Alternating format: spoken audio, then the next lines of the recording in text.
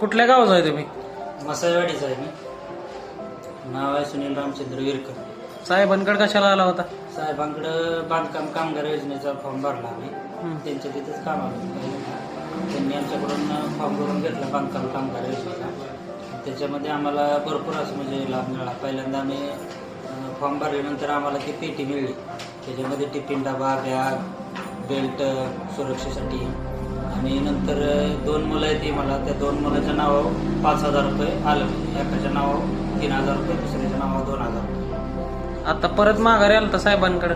हा, परत अजून त्यांनी रिन्यू करायला सांगितलं.